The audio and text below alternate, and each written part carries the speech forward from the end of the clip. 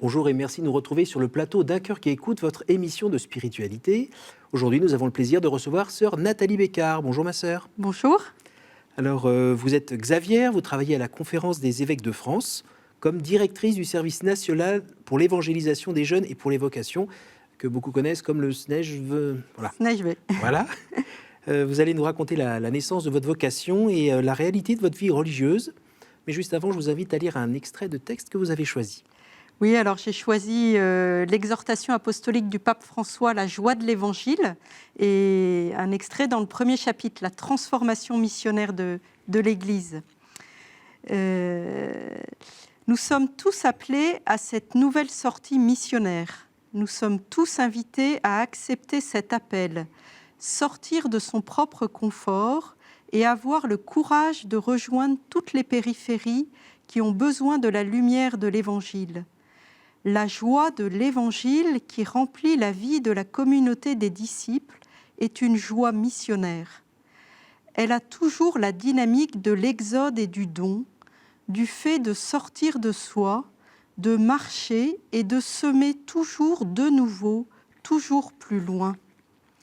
L'intimité de l'Église avec Jésus est une intimité itinérante et la communion se présente essentiellement comme communion missionnaire. Bon, alors il faut préciser que ce texte et votre présence est liée au 2 février, la fête de la... le jour de la vie consacrée. Voilà. Donc vous allez un peu nous parler de cette vie consacrée qui est la vôtre, en fait, depuis maintenant 2006 ou 92 plus, 1995. 95, Je voilà. suis rentrée au postulat en 1995. Alors, est-ce que vous pourriez nous commencer par le commencement et nous dire, est-ce qu'il y a un moment où vous avez rencontré le Christ ? Alors, il y a des moments où on perçoit plus fortement sa présence. C'est vrai que j'ai reçu le baptême petite, j'ai grandi dans la foi, mais pendant longtemps, je vivais ma foi plutôt très dans l'action, dans la pratique, mais aussi de manière assez intellectuelle. Et c'est quand j'étais étudiante ou dans une recherche spirituelle, j'ai eu la chance avec l'aumônerie de mon école de participer à un week-end de prière au centre spirituel de Menrez, des Jésuites, avec d'autres étudiants. Et là, au cours de ce week-end, j'ai été initiée à la prière de l'oraison ignatienne à partir d'un texte biblique. Et je crois que ça a été un moment très fort, qui me reste, parce que j'ai entendu les paroles du Christ dans l'Évangile comme des paroles vivantes. Et j'ai fait une expérience, oui, je crois, forte de la présence du Christ, de sa rencontre.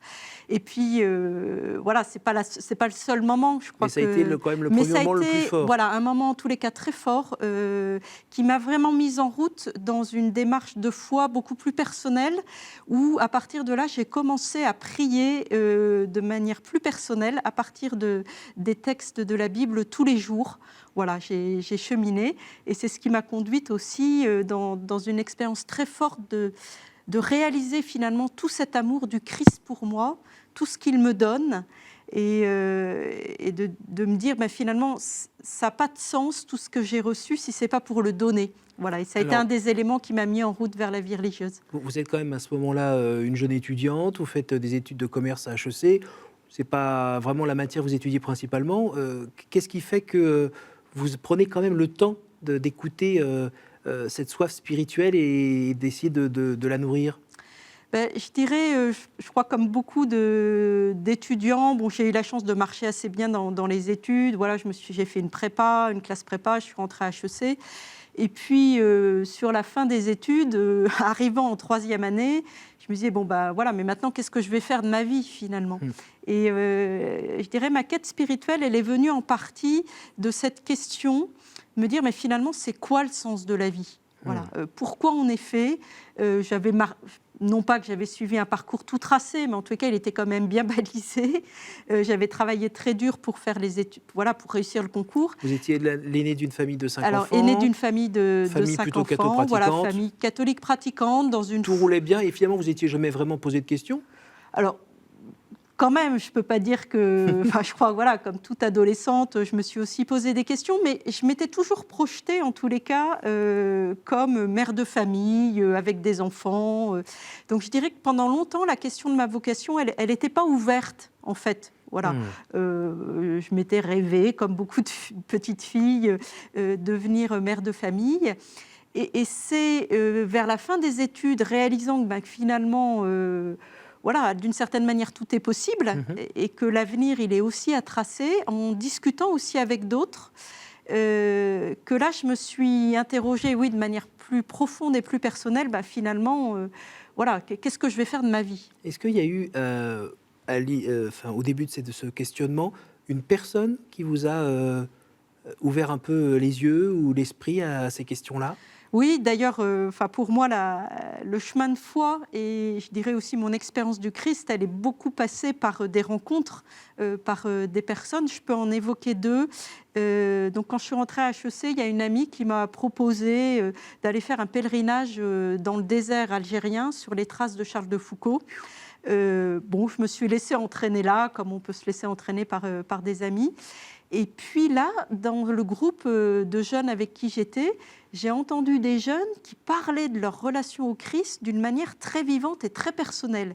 Et je me suis dit, tiens, dis donc, moi, je n'ai pas fait cette expérience. Voilà. Alors, je dirais que ça m'a ouvert une porte.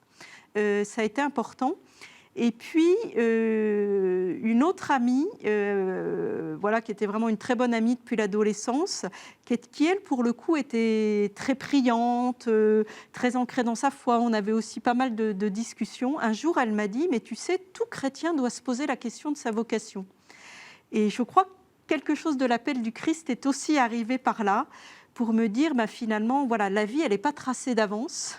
Et comme chrétien, il y a plusieurs chemins possibles. Certes, il y a la voie du mariage, qui Mmh. est en général la plus connue, Mmh. mais il y a aussi le chemin de la vie religieuse qui est possible. Pour les garçons, il y a aussi le chemin de la vie de prêtre. Alors, ce que vous êtes en train de dire, c'est que c'est, pas simplement, je croise les bras et j'attends que ma vocation arrive, c'est aussi s'ouvrir aux différentes possibilités? Voilà, et réaliser que c'est ouvert, en fait. Et à partir de là, et donc aussi à partir de cette expérience de prière, là, qui m'a donné de réaliser que le Christ venait me parler de manière vivante à moi personnellement, j'ai commencé à cheminer, à être accompagnée spirituellement. Et puis, terminant mes études, me demandant un peu ce que j'allais faire, là aussi par le témoignage d'amis qui étaient dans l'année précédente, qui étaient partis en volontariat pour donner un an de leur vie à servir les plus pauvres, Mmh. je me suis ouverte à cette possibilité. Et donc, je suis partie, après mes études, 1 an au Liban, à Beyrouth. Et ça a été une année assez capitale, parce que d'une part, j'ai rencontré là-bas des jeunes religieux, religieuses, voilà, qui vivaient du Christ, qui m'ont Ça donné, faisait envie, ça? qui m'ont donné la vision que c'était une vie possible. Mmh. Et puis, j'ai été accompagnée spirituellement par un jésuite qui m'a proposé de faire une retraite là de 5 jours, selon les exercices spirituels de Saint Ignace. Ceux qui nettoient, là? Voilà, et c'est vrai que cette retraite, elle a été aussi assez fondamentale pour faire cette expérience plus profonde du Christ, et aussi que suivre le Christ, c'est pas seulement partir tout feu tout flamme à sa suite, voilà, mais la vie du Christ, elle passe par la croix, et elle nous ouvre à la résurrection, mais à une vie de ressuscité qui fait pas l'impasse, voilà, de la croix, Alors, qui la est croix, aussi au centre de notre vie, parce que comme tous, je crois, moi aussi, j'ai ma part de blessures, ma part de difficultés, de combats intérieurs. Et parfois, on ne veut pas voir ça. Voilà. et déjà, au moment de votre où votre vocation se présentait, vous avez déjà, senti la croix, un petit peu plus lourde à ce moment-là, ou plus d'épreuves, de combats spirituels avant de vous engager? Parce que finalement, le fameux choisir, c'est renoncer, vous étiez en plein dedans, là. Oui, oui, oui. D'ailleurs, quand je suis rentrée du Liban, il a fallu encore 2 années avant de franchir le pas d'entrer chez les Vous Xavier. freiniez, des cas de fer, ou? Je ne sais pas si je freinais, je m'ouvrais à cette possibilité-là, mais comme beaucoup, et en fait, quand on parle de vocation, je le rappelle souvent d'ailleurs aux jeunes quand je les accompagne, le Christ nous appelle, mais il nous laisse vraiment libres, et donc on ne peut jamais être certain. Si j'étais certaine à 100% que ma vocation c'est de me marier ou d'entrer dans la vie religieuse, il n'y a plus de liberté Oui. finalement. Donc il y a toujours une prise de risque. Mm. Du coup, il y a aussi toujours ces doutes. Voilà, est-ce que c'est vraiment ce chemin-là, même si je perçois que voilà, il y a une promesse de bonheur là, que je vais avoir une En vie. même temps, vous le disiez, vous n'êtes pas tout seul. Vous étiez accompagné à ce Oui, moment-là. oui, oui, j'étais accompagnée, mais l'accompagnement n'enlève pas ou n'élude pas que c'est vous qui posez l'acte. voilà, les remises en cause, les moments de doute. Et puis quand à un moment donné, parce que oui, entrer dans la vie religieuse, c'est quand même sentir qu'on est appelé à tout donner au Christ. Qu'est-ce que ça veut dire, ça, Alors tout ça veut donner au dire Christ? concrètement, entre autres, pour moi, ça voulait dire à ce moment-là, quitter un travail qui me passionnait, parce que j'ai travaillé 2 ans avant d'entrer chez les Xavier, où il y avait pas mal de perspectives qui s'ouvraient. Ça voulait dire aussi, oui, renoncer à l'amour conjugal, à la maternité, voilà, choisir aussi le chemin de la pauvreté, c'est renoncer. À l'époque, j'étais très passionnée. J'ai eu la chance, en grandissant, de faire beaucoup de voile. J'ai beaucoup régaté quand j'étais étudiante. Et En Bretagne? je me souviens très bien de ce dernier week-end où il était prévu que je rentre chez Xavier au mois d'août. Et donc, au mois d'avril, je vais faire ce que j'imagine être ma dernière régate, en me disant, voilà, c'est vrai que c'est une passion, la voile, mais il y a quelque chose d'autre qui m'appelle ailleurs, je vais y renoncer. Donc, voilà, tout ça, c'est pas rien. Ça a été un arrachement, ça a été un cadeau à offrir au Seigneur, à votre époux? Oui, peut dire enfin, ça? c'est vrai que choisir, c'est renoncer. Et ce qui est intéressant, c'est que quand on pose un choix, on entre dans une vie qu'on ne connaît pas tout à fait d'avance, même si on en a entendu parler, même si j'avais rencontré des Xavier. Donc à un moment donné, voilà, c'est comme passer sur l'autre rive, quoi. On sait ce qu'on lâche, mais on ne sait pas d'avance ce qu'on va trouver, mais on peut le faire. Parce que, je dirais, comme les Hébreux qui traversent la mer Rouge, quoi, ou qui partent avec Moïse, il y a, c'est sur la foi d'une promesse, d'une vie qui va être heureuse, voilà, d'une terre promise qu'on va trouver. Donc ça, c'était le temps de la promesse. Les années ont un petit peu passé. Aujourd'hui, ça valait le coup? La promesse, elle a été tenue? Alors, oui. Enfin, Je m'adresse à votre côté HEC, ça veut dire un peu de commerce, quoi. Oui, oui. On vous a promis ça, est-ce que vous l'avez eu? Alors en fait, on a toujours autre chose. Mais ce que je peux dire, et quand je me retourne, ça fait quand même plus de 20 ans que je suis rentrée dans la vie religieuse maintenant, je pense que jamais j'aurais imaginé avoir une vie aussi belle que celle que j'ai reçue. Jamais j'aurais imaginé le type de mission qui m'est donnée aujourd'hui, ce que je vis. Voilà. Mais ce qui ne veut pas dire, jamais j'aurais imaginé non plus peut-être la rudesse des combats, des crises, des difficultés que j'ai traversées aussi. Parce que si on regarde la première partie, là, côté maternité, c'est pas mal, hein. Vous êtes quand même responsable de la pastorale des jeunes. Donc les jeunes, vous en voyez depuis des années et vous pouvez justement, comme vous disiez tout à l'heure, directrice spirituelle, ça veut dire aussi avoir une relation avec les plus jeunes qui est celle de l'aînée expérimentée, aimante, sœur et qui aide, qui guide. Oui, enfin, j'espère. En tous les cas, c'est plutôt voilà, peut-être l'Esprit Saint à travers moi Oui. qui fait quelque chose. Mais effectivement, c'est pas rien. Cette vie religieuse qui m'est donnée de vivre aujourd'hui, elle est très riche d'un point de vue relationnel. Voilà, il m'est donné de rencontrer effectivement beaucoup de gens, beaucoup de jeunes. En même temps, ça n'enlève pas le fait que ça ne remplace pas ce qu'est une relation très particulière et très forte avec ses propres enfants dans une maternité charnelle. Voilà. De même que le renoncement à l'amour conjugal, voilà, je crois qu'il y a une forme de manque qu'on vit et qu'on assume. Est-ce que le Seigneur ne la compense pas? Alors, Parce que je parfois, pense que on entend ça, on dit oui. Ouais, c'est pareil, c'est même encore mieux. Alors moi, je dirais pas, non, je crois pas, c'est pas pareil.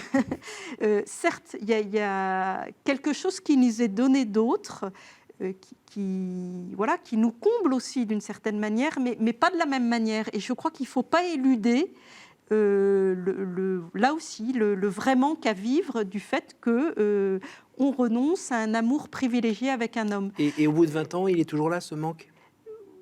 Oui, alors selon les jours, selon ce qu'on vit, on ne l'éprouve pas de la même manière. Et puis je dis souvent, je crois que Dieu est très pédagogue. C'est-à-dire que voilà, les choses, on les découvre aussi au fur et à mesure de ce qu'on vit. Vous voyez, au début, quand je suis rentrée dans la vie religieuse, peut-être pour moi, le plus difficile, c'était de renoncer à une carrière professionnelle. Voilà, de passer à autre chose. Et puis vous étiez sur un tremplin qui vous envoyait tout droit vers des trucs plutôt intéressants. Voilà, et en même temps, même si ce n'est pas une carrière que je fais, voilà, les appels successifs qui m'ont été faits, les missions d'église qui m'ont été données sont très riches, même si elles ont aussi leur part, voilà, parfois d'épreuves ou de difficultés. Il reste que ce Christ pour qui on donne toute sa vie, voilà, même s'il y a des moments dans la prière ou dans une expérience d'église, par exemple, j'ai eu la chance il y a quelques mois de vivre un temps très fort à Rome, qui était le Congrès international des vocations. C'était encore le temps de l'année de la miséricorde. On a eu une démarche jubilaire, une messe à Saint-Pierre. Et là, j'ai expérimenté quelque chose de très fort, que notre relation au Christ, elle est vraiment enracinée dans l'Église et elle passe par l'Église. J'ai eu la chance de rencontrer le pape personnellement. Voilà, ça a été un temps très nourrissant. Mais bon, après, dans les temps de prière quotidiens, il y a des jours, Il y a encore franchement, l'aridité. c'est la sécheresse. Vous voyez, ça existe aussi. Et comment vous traversez ces temps de sécheresse? Alors, je dirais que j'essaye de tenir, voilà, et de m'appuyer sur cette parole aussi du Christ qui nous dit quelque part, voilà, comme il le dit aux Hébreux qui, au milieu de la mer Rouge, se demandent ce qu'ils font. Voilà, tenez bon, le Seigneur a combattu et combattra pour vous.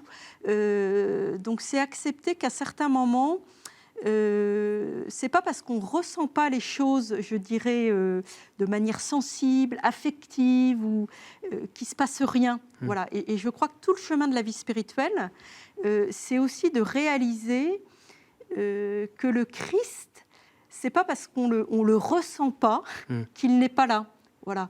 Et que parfois, il y a des longs temps, ce que les spirituels appellent la nuit, ou la traversée du désert, où on a l'impression qu'il ne se passe rien, qu'on est un peu tout seul là dans ce chemin-là.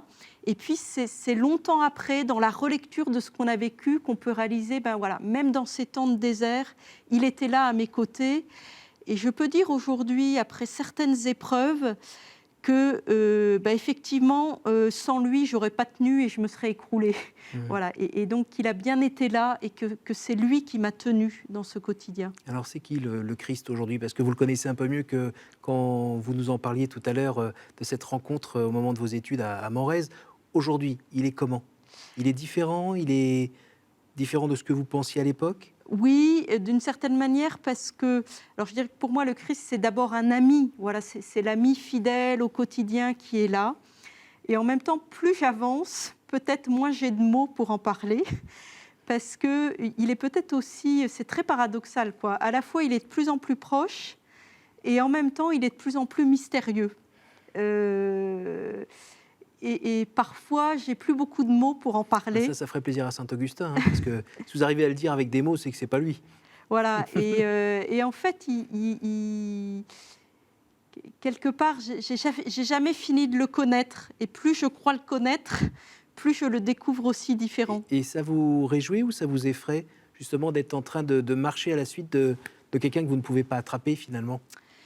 Serré dans vos bras, non, peut-être? je ne crois pas que ça m'effraie, mais ce que je découvre au fur et à mesure, et je crois que c'est ça le chemin de la...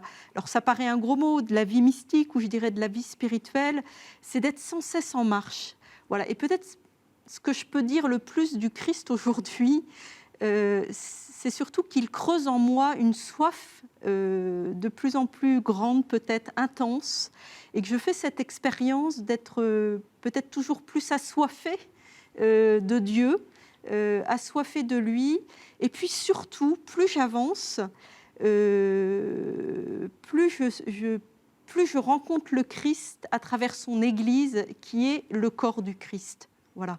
Et du coup, il est aussi, paradoxalement, il est à la fois mystérieux, mais aussi de plus en plus incarné dans cette Église que nous sommes ensemble, peuple de Dieu, avec les prêtres, les évêques, tous les baptisés. Alors, en lien avec ces périodes d'un peu difficiles, de sécheresse, voire de nuit de la foi, qu'est-ce qui vous a permis d'en sortir?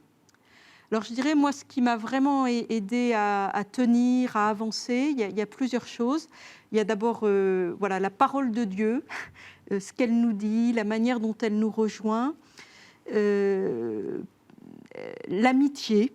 le fait de pouvoir aussi partager ses difficultés avec d'autres, l'accompagnement spirituel qui est fondamental, voilà, d'avoir au moment où moi je désespère de moi, où je suis enferrée dans mes difficultés, d'avoir un accompagnateur ou une accompagnatrice voilà, qui me dit qu'un chemin est possible, qui me rappelle que la vie est toujours plus forte, que le Christ est là, ça c'est très aidant.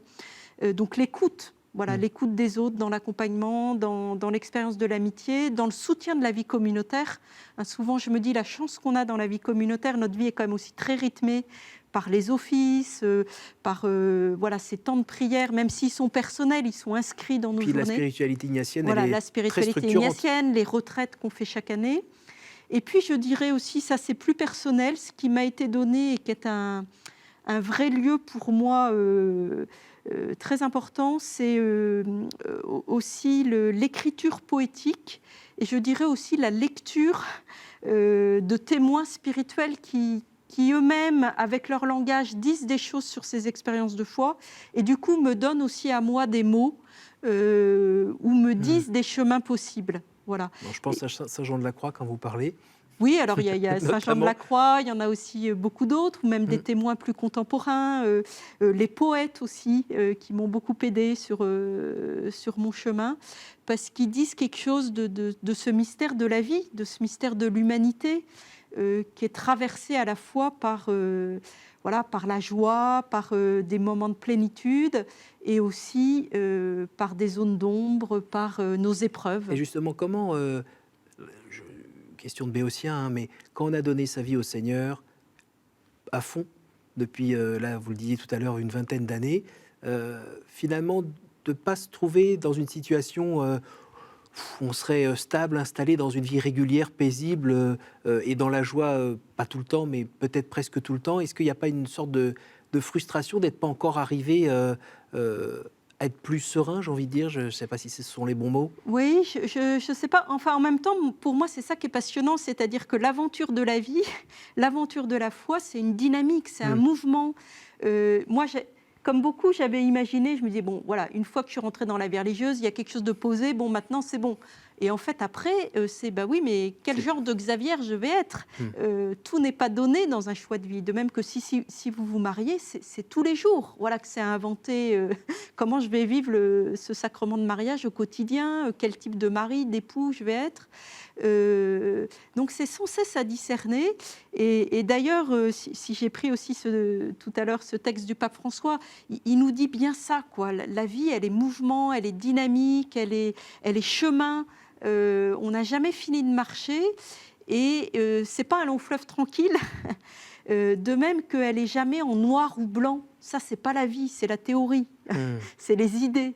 Mais le quotidien des situations, il est mêlé, il est complexe, il est en plein de nuances de gris, je dirais. Et c'est là-dedans, dans ce quotidien, des relations, des situations, des questionnements, qu'il faut faire son chemin.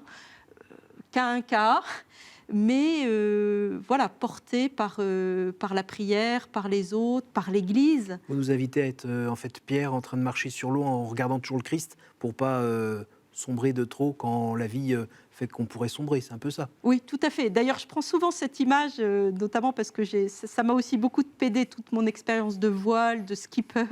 Je crois que profondément la vie est un chemin à la suite du Christ dans une vocation. C'est de l'ordre d'une traversée. Voilà. Et je le dis souvent aux jeunes que je reçois en accompagnement, quand ils traversent des difficultés, je leur dis, vous savez, de mémoire de marin, on n'a jamais vu une tempête qui ne s'arrête jamais. Alors moi j'aime bien la Bretagne entre autres. Si vous avez été en Bretagne, vous savez bien que la météo elle est changeante. Voilà, il n'y a pas de navigation dans la durée qui soit en permanence dans le soleil, le temps paisible. Maintenant, quand vous êtes au cœur de la tempête, vous avez l'impression parfois que c'est un peu la fin du monde. Mais il n'y a rien de plus fort qu'après une tempête, de voir arriver le soleil, le calme plat. Pour moi, il y a quelque chose de l'image de la résurrection. Et nos vies, c'est ça, c'est des météos marines, c'est des météos bretonnes. Selon les jours, on est dans le brouillard ou on est dans... Alors, ce que nous dit sainte Ignace de Loyola, qui est très important, c'est pas quand on est dans le brouillard ou dans la tempête qu'il faut changer de cap. hein, c'est aussi tous les repères de discernement. Mais heureusement, on est fait pour la consolation, on est fait pour le bonheur, mais on est traversé de ce que saint Ignace appelle de motions intérieures. Voilà. Et c'est ça qu'il faut arriver à repérer, et à repérer dans nos vies quels sont les bons courants, ceux qui viennent de l'Esprit Saint, et quels sont les contre-courants ou les mauvais courants qui sont ceux de l'ennemi qui veut nous empêcher de vivre. Voilà. Et c'est ce discernement-là qui va faire que petit à petit, on va prendre le bon chemin. Alors j'invite les internautes à aller sur le site www.quelestmavocation.com où justement ils pourront avoir des réponses, notamment à toutes les questions que vous êtes en train de soulever, et puis à suivre aussi les indications, les panneaux qui montrent que vaut mieux naviguer par là plutôt que par là. Juste pour la fin de l'émission, j'ai encore une ou deux questions à vous poser, comme on les pose à la fin de l'émission. Quel est votre héros, votre saint, la personne que vous trouvez admirable ? Oh, il y en a beaucoup. Alors, comme je suis Xavière, missionnaire du Christ Jésus, d'ailleurs, notre nom complet, c'est vrai que notre fondatrice qui a fondé les Xavières en 1921 nous a mis sous le patronage de Saint François Xavier. Voilà, et je crois que cet élan missionnaire de Saint François Xavier, qui est patron des missions, ça me parle et ça nous parle à toutes les Xavières. Au jour du jugement, qu'aimeriez-vous que Dieu vous dise ? Bienvenue, entre dans la joie de Dieu, dans la mienne.